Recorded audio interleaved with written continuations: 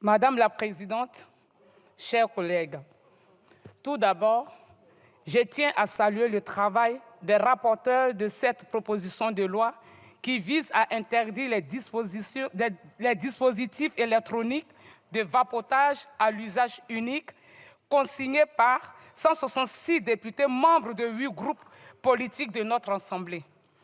Cela démontre que notre représentation nationale peut trouver des compromis sur des questions majeures de santé pour notre planète et de santé pour nos jeunes.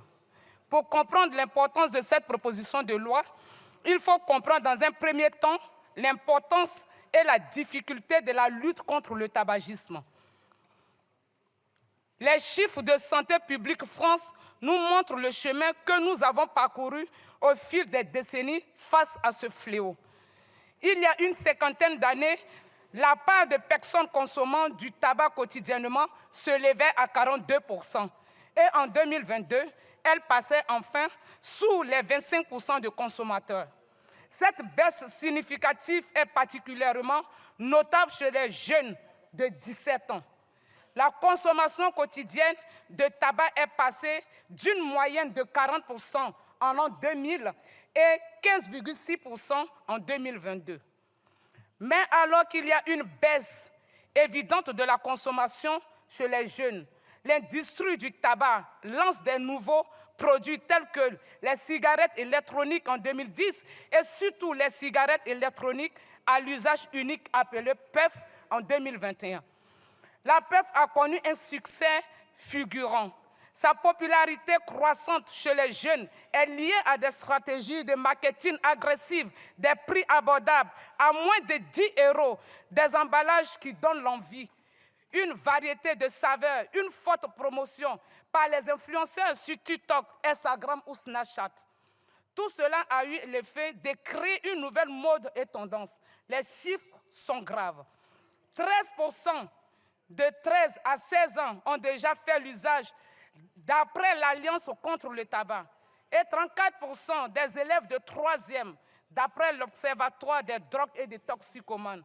Le problème est que ces puffs, bien qu'elles ne contiennent pas de tabac renfermant de la nicotine, le risque devient ainsi celui d'un passage de la puff vers la cigarette traditionnelle.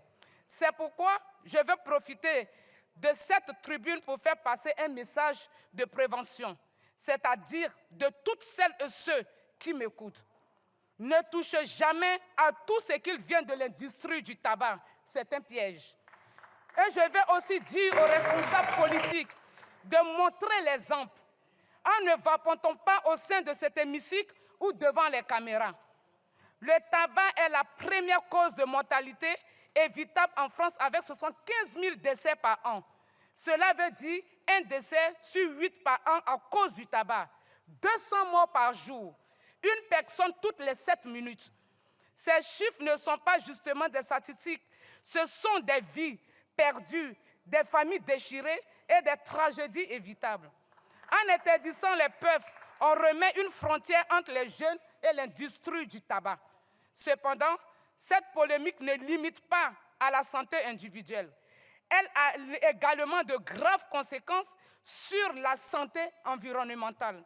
Les cigarettes électroniques jetables, avec leur composition en plastique et leurs batteries au lithium, en ajoutant du malheur au malheur. Le temps où nous pouvions ignorer l'impact de nos choix sur l'environnement n'existe plus. Enfin, vous l'aurez compris, dire non au tabac, c'est dire oui à la planète et oui à la santé. C'est pourquoi nous sommes favorables à l'interdiction des cigarettes électroniques à l'usage unique. Merci.